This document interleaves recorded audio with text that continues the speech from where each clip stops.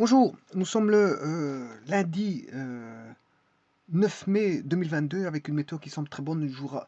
On annonce une très bonne température qui va suivre, qui va suivre durant le cours de la semaine.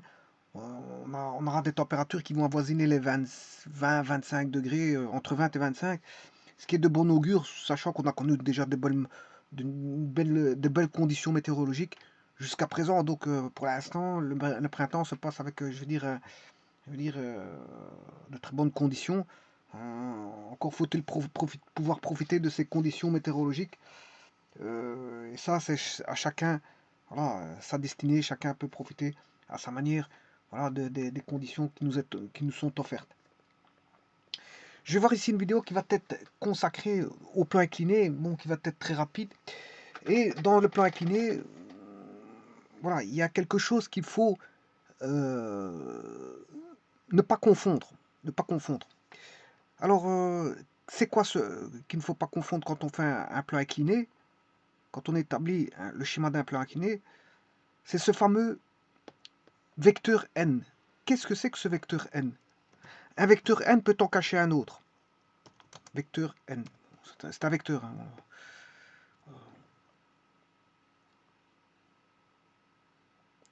Alors, qu'est-ce que c'est que ce vecteur n? Le n,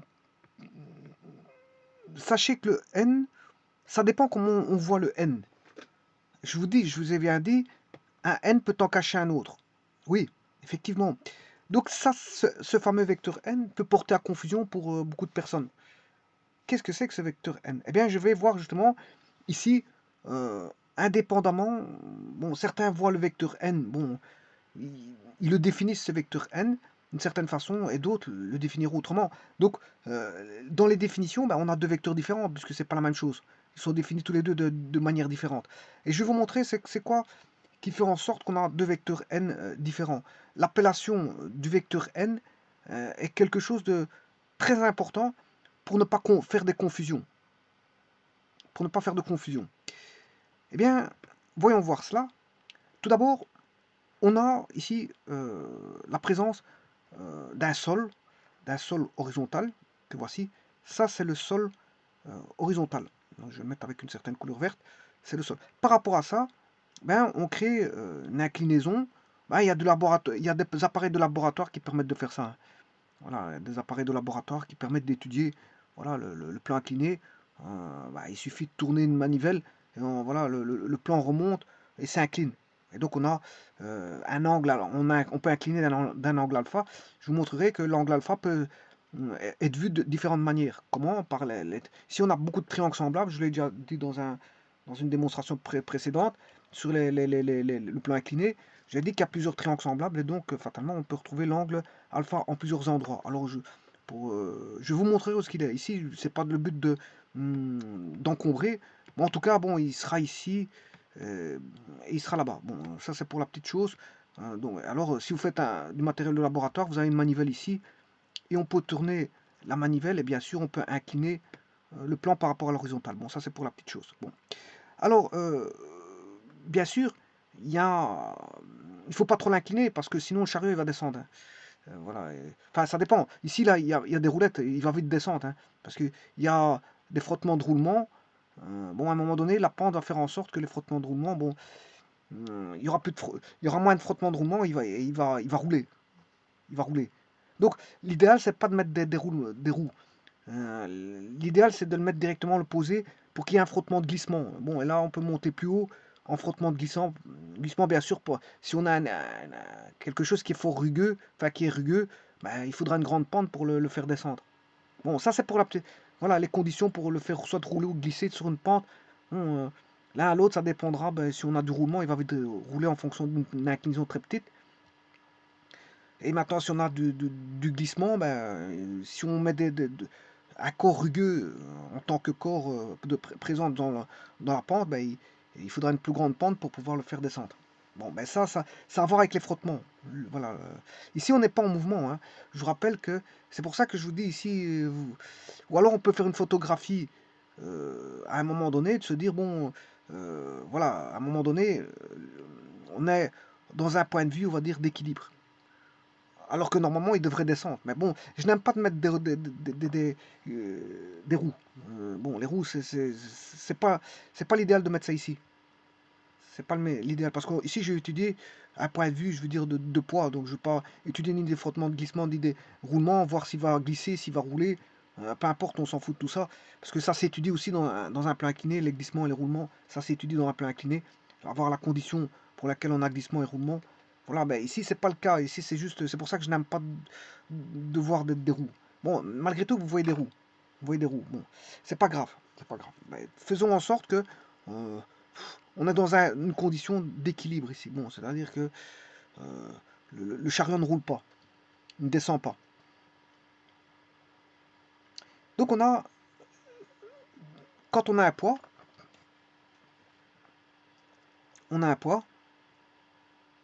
Alors le poids, bien sûr, c'est la masse fois la gravitation. Hein. Bon, ça, je vous apprends rien.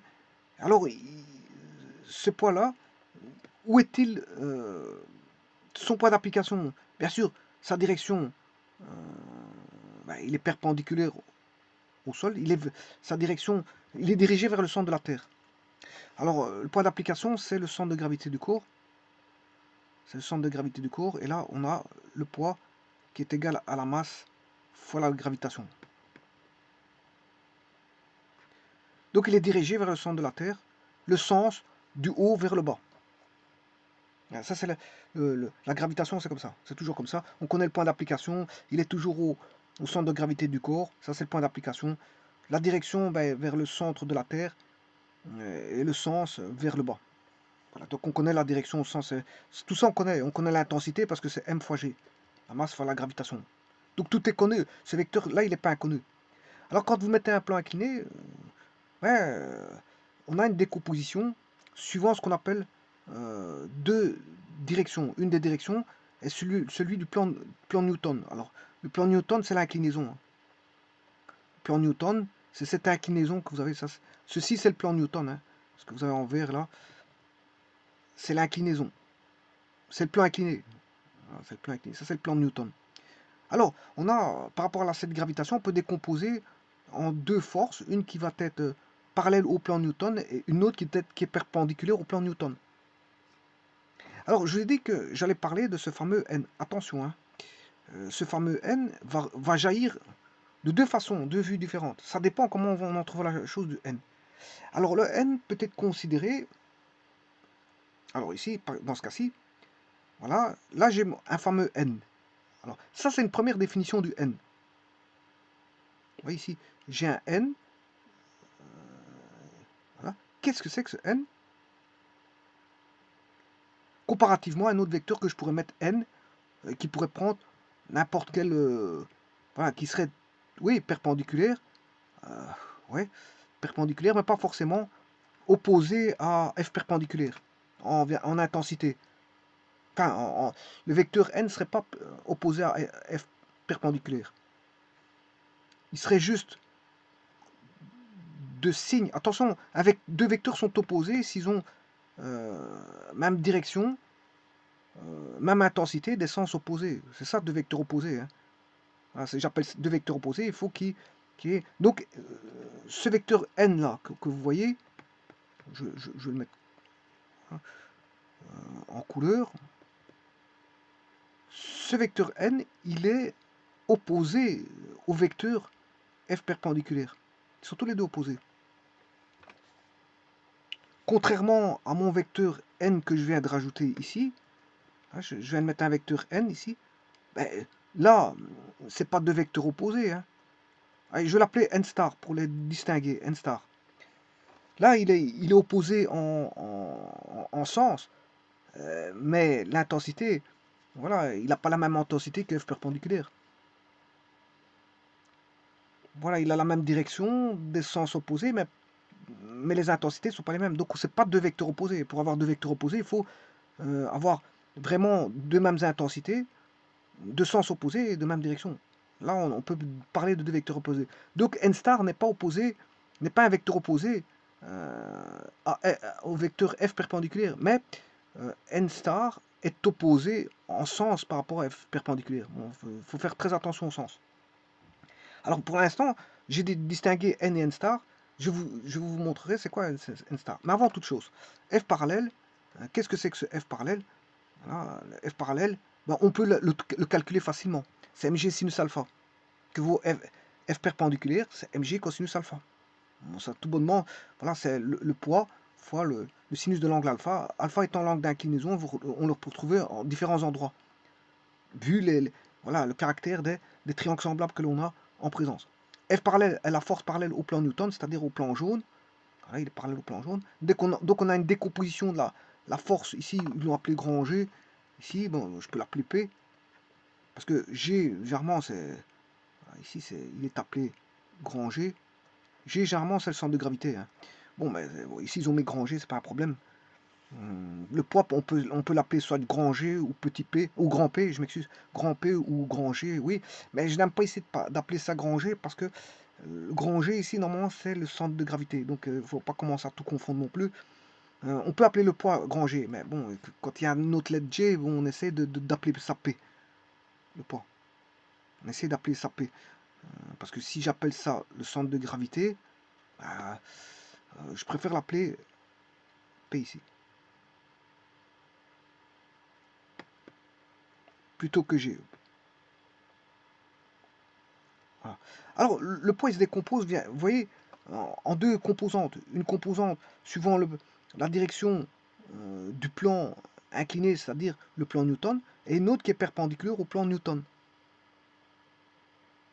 Donc on aura F parallèle et F perpendiculaire. On peut connaître voilà, leur intensité, parce que c'est mg sinus alpha. Il n'y a pas de problème pour ça. Pour l'un, et mg cosinus alpha pour l'autre. Alors F est parallèle à la force au plan de Newton, je vous l'ai dit. Et F perpendiculaire est la force perpendiculaire au plan de Newton. Alors, le poids du chariot, bien sûr, c'est m fois g. Et bien sûr, on a une autre donnée qui est alpha, qui est l'angle du plan incliné par rapport à l'horizontale. Bien sûr, qui se trouve en différents endroits. Alors maintenant, qu'est-ce que c'est que ce fameux n? Alors maintenant, je vous ai distingué que j'ai dit, je vais distinguer n et n star. Et certains peuvent faire des confusions. Alors, qu'est-ce que c'est que ce n? Et qu'est-ce que c'est que ce n star? Eh bien, si vous voyez que le vecteur n est opposé au vecteur f perpendiculaire, voilà, c'est le cas par exemple du vecteur ici, hein, il est opposé à celui-là, c'est deux vecteurs opposés, c'est-à-dire même direction, même intensité, mais de sens opposé. Eh bien, il s'agit tout simplement de la réaction du chariot posé sur le plan incliné par rapport au sol qui est le plan incliné. Attention que le système ici, c'est le chariot. Hein. Le système, c'est le chariot. Donc, vous savez très bien que lorsqu'un objet est posé sur un on va dire un sol, il y a une réaction du sol, il y a une force extérieure qui est la réaction du sol sur les systèmes. Autant le système va avoir une interaction on aura une interaction du système sur le corps, qui est sur le corps qui fait office de... Enfin, si on a un système qui est posé sur un sol, le système agit sur le sol, mais le sol agit sur le système. C'est ce qu'on appelle le principe de l'action et de la réaction. Et ici, ce sont des forces de contact, parce que les forces de contact, ici on a affaire à des forces de contact parce que bon, ils sont en contact l'un avec l'autre. Le chariot est en contact avec le sol. Donc le sol fait agir une force sur le système, qui est le chariot, mais le chariot qui est le système fait agir une force sur le sol. Et donc, le N là, si vous voyez qu'il est opposé à F perpendiculaire, ben, c'est la réaction du sol, tout bonnement. C'est la réaction du sol sur le système qu'est le chariot. Voilà. Et ça, c'est pour le N. Alors maintenant, vous allez me dire, ouais, mais qu'est-ce que c'est que le N star? Et là, N star, normalement, il n'a pas de star. Hein, c'est moi qui le mets N star pour le distinguer. Mais avant toute chose, on sait très bien que lorsqu'on a un objet qui est posé sur un plan incliné, ben, son poids se décompose toujours en deux forces. Hein. Donc c'est-à-dire, quand on aura le poids, si vous avez le poids La poids, vous connaissez le sens et la direction, hein. L'intensité, c'est m fois g, l'intensité. Direction dirigée vers le centre de la Terre et le sens de haut vers le bas. Donc ça, on connaît. Maintenant, si vous connaissez le plan incliné, ben, cette force va être décomposable en F parallèle et F perpendiculaire. Alors F parallèle, c'est parallèle par rapport au plan incliné. Voilà. C'est F parallèle et F perpendiculaire. Donc cette force que vous voyez en vert ici, elle est décomposable en deux forces. Une suivant la direction du plan incliné qui est le plan Newton, et une qui est perpendiculaire justement à ce même plan Newton. Donc cette force est décomposable en deux forces. Alors ça reste des forces, hein. Tous les trois sont en Newton, hein. C'est pas parce que vous avez décomposé qu'on n'a plus des forces. F parallèle est en Newton, F perpendiculaire est en Newton, et bien sûr M fois G tout c'est en Newton.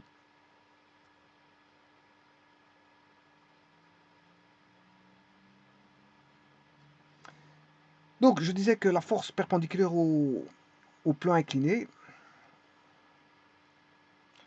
est compensée par la force du sol.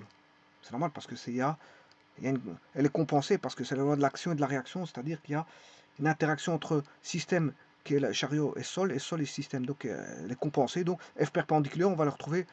Bon, c'est l'interaction du sol sur sur le chariot. Et on retrouve N. L'interaction du sol sur le chariot. On retrouve le vecteur N. Alors maintenant, vient ce fameux N star. Alors le N star, c'est pas pour tout le monde, hein. Bon, le N star, il faut comprendre ce que c'est que ce N star. Si vous voyez un N, que j'appelle ici N star, distinct de N, qui n'est pas la réaction du sol. On peut se dire que N peut être la réaction du sol, mais il y a des autres N qui ne sont pas la réaction du sol. Alors qu'est-ce que c'est que ce N qui n'est pas réaction du sol? Eh bien ce N, c'est tout simplement un plan oscillateur. C'est-à-dire quoi? Ben, ça veut dire que j'ai besoin... on sait bien qu'on aura une composante normale. Donc c'est un nouveau plan, qui est un plan. Ici, il faut que je mette de nouveau... Ce sont des vecteurs unitaires, hein, qui sera Tn. Tn star. Ici, je mets star pour le distinguer de n. Donc Tn est un plan. Alors pourquoi ici, c'est si le chariot devait descendre, enfin s'il devait se mettre en mouvement, il va descendre. Suivant quoi? Une droite. Une droite, parce que le plan incliné, ici, c'est une droite. Donc ici, on aurait une tangente au mouvement. Et la tangente au mouvement, ici, comme c'est une droite, ben, la tangente, elle reste toujours dans cette même direction. Donc ici, si on met un plan que je vais appeler Tn star, alors n c'est la normale, ça c'est ce qu'on appelle un plan oscillateur. Alors je pourrais l'appeler aussi ici, comme on fait de la... Voilà, on étudie le plan de Newton, on pourrait se dire aussi que ce plan oscillateur est le plan Newton, pourquoi pas. Donc c'est un repère de Newton, pourquoi pas, qui est un changement de repère, hein. Je vous rappelle que c'est un changement de repère. Ah oui, ça a à voir avec les repères, hein. Parce qu'ici vous avez un repère qui est comme ceci, qu'on va appeler X. Je ne sais pas si on voit, je vais le refaire. Là, vous avez un repère ici, X, Y. Vous en faites une translation du point O, on va aller au point G, puisque c'est le centre de gravité. Et là, vous mettez un nouveau repère qui est N. Voilà, qui est le vecteur N ici, qui est la normale, au pseudo-mouvement que pourrait prendre le chariot s'il devait se mettre à bouger, c'est-à-dire descendre. Et il va descendre, et là vous avez, voilà, le mouvement se ferait suivant, la vitesse prendrait suivant la trajectoire. La trajectoire ici, la vitesse est, voilà, tangente, la vitesse est tangente à la trajectoire. La trajectoire ici c'est une droite. Donc la tangente ici elle est orientée, on connaît son sens, donc vers le bas. Sa direction, ben, comme c'est une droite, c'est suivant la droite qui est le plan de Newton. Voilà. Et bien sûr, la normale à ça, ben, c'est la normale au mouvement. Voilà. Donc on aurait ici un plan oscillateur. On aurait un plan oscillateur Tn. Bah, ici, bon, comme je l'ai distingué, je l'ai appelé Tn star pour différencier de la réaction. Alors, ne peut pas confondre réaction et plan oscillateur Tn. Alors, ce même plan oscillateur, je peux le mettre... Oui, donc ici, j'ai fait quoi? J'ai fait une translation, voilà, de O vers G. Voilà, on est passé d'un repère d'origine O à un point d'origine G. Et en plus de ça, on a fait une rotation. Hein. C'est une translation suivie d'une rotation. Maintenant, rien ne vous empêche de mettre... vous pouvez mettre la normale dans ce sens-là. Voilà, voilà. Donc, si vous mettez la normale comme ceci, là, c'est bon, parce que vous aurez ici le vecteur perpendiculaire qui est positif, et le vecteur f parallèle qui est positif.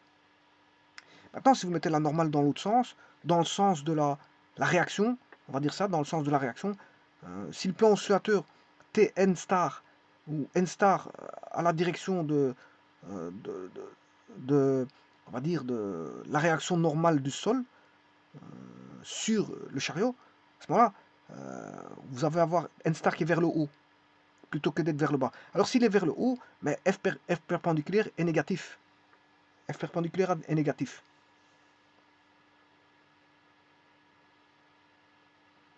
Alors un autre repère, je pourrais mettre celui-ci. Hein. Voilà. Il y a plusieurs repères possibles. Hein. Les repères, c'est T, voilà, T dans ce sens-là. Bon, il y a plusieurs cas de figure. Je peux avoir bon, T comme ceci. C'est des vecteurs unitaires, hein, je vous rappelle, hein, puisque c'est un plan oscillateur avec T qui est la tangente, N qui est la normale. Donc je peux avoir T qui est comme ceci. Voilà. N qui est comme cela. Maintenant, je peux avoir T qui est comme cela, N qui est comme cela. Bon, je peux avoir T qui est comme ça et N qui est comme ça.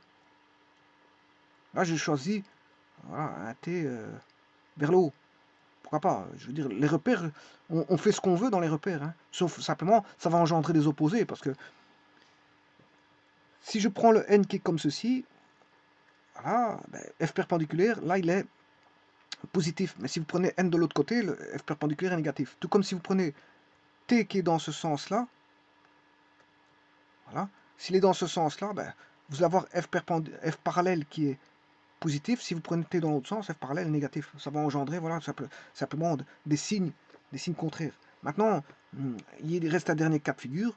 Si T est comme ceci et N comme ceci. Donc il existe voilà, 4 possibilités de repère Tn. Et ça, ce sont des plans oscillateurs. Alors ne pas confondre, bien sûr, avec le N qui est la réaction normale. Alors tout dépend, c'est pour ça qu'il faut définir les choses dès le départ, parce qu'il faut savoir de quoi on parle. Il faut savoir de quoi on parle quand on parle de quelque chose. Vous pouvez voir des N dans des schémas, mais encore faut-il savoir de quoi vous parlez, si c'est un repère Tn. Généralement, moi, quand je parle du N, il y a des vidéos passées, quand je parlais du N, bien sûr, c'était en termes de repère, hein, c'est-à-dire en termes de plan oscillateur Tn. Voilà. Maintenant, j'aurais pu introduire si quand j'introduis des réactions, N, là, je vous le dis tout de suite que c'est une réaction. Voilà, c'est une réaction. Ça, je vous le dis tout de suite. Mais généralement, moi, les N que j'ai utilisés auparavant, c'était des plans oscillateurs, parce que je travaille avec un second... je travaille en transformation de repères, donc voilà, je ne m'intéresse pas trop au vecteur normal de réaction du sol sur le...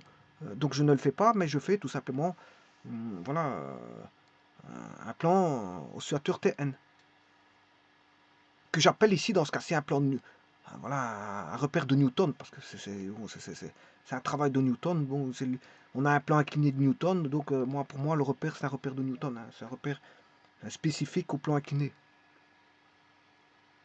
Alors le plan Newton, enfin, le repère de Newton, vous avez 4 possibilités, hein, soit celui-là, un, vous travaillez avec celui-ci, vous êtes en termes de repères, on est libre de travailler avec des repères, le repère qu'on veut, hein. On est libre. Voilà. Euh, on est libre de travailler avec les repères qu'on veut. Donc, que vous prenez un des 4 repères là, c'est bon. Et donc, ne pas confondre, hein, ne pas confondre le N. Est-ce que le N, c'est un plan oscillateur Tn ou est-ce, je veux dire, une réaction du sol sur le... Vous pouvez le voir comment, mais le N, Tn sont des vecteurs unitaires. Hein. Voilà, c'est des vecteurs la norme de ces vecteurs-là font 1. Alors que si vous prenez une réaction, ben, c'est un vecteur opposé au vecteur f perpendiculaire, tout simplement. Et donc, quand on peut voir ça, parce que certains ils dessinent des réactions, d'autres dessinent voilà, des systèmes de repères. Voilà, ça dépend comment on voit la chose. Voilà, ne pas confondre le n. C'est pour ça que je vous ai dit que j'allais faire une vidéo à, à éviter de confondre ces fameux n. Je vous remercie.